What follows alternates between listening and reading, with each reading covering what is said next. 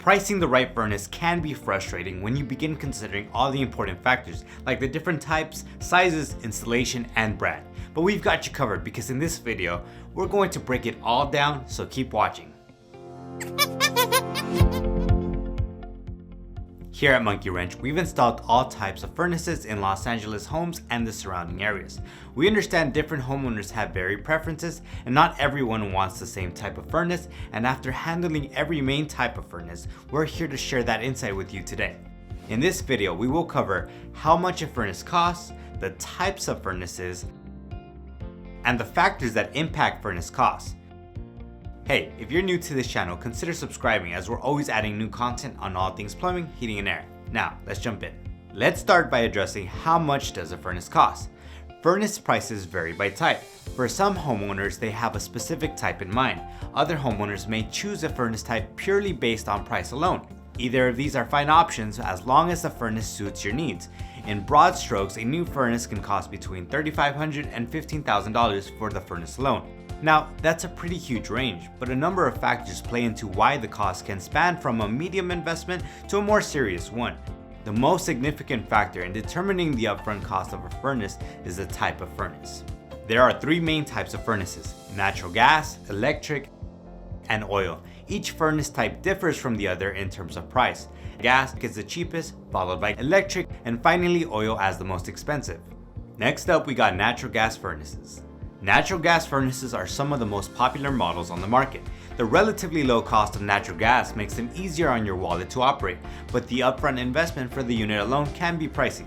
A natural gas furnace can run anywhere from $7,000 through $11,000. Other factors play into the cost of a new gas furnace, but those will be covered after we run through the types of furnaces. If you live in California, it's worth noting that the state is attempting to ban the sale of gas furnaces and water heaters by 2030. It doesn't mean you'll have to replace your current gas furnace or water heater right away, but when the time comes, you likely won't be able to purchase another. Moving on, we have electric furnaces.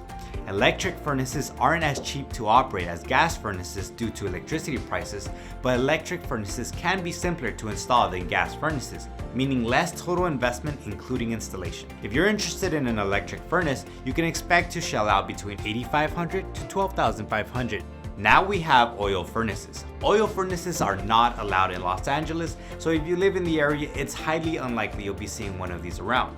Oil furnaces operate fundamentally differently than the other two types of furnaces that rely on being connected to a constant supply of electricity or gas.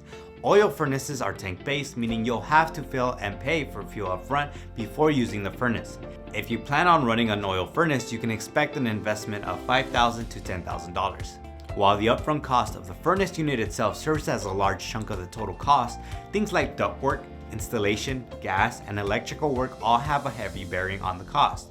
Let's break down furnace size as well. Like air conditioners, you'll need to ensure your furnace is properly sized. Size refers to capacity in this case and is measured in BTUs, also known as British Thermal Unit. To calculate the size of your furnace that you'll need to get in touch with a technician so there are no errors made here. If you want to get a very rough estimate, take the total square footage and multiply it by 40. This will give you a rough estimate of the BTUs your home requires to be efficiently heated.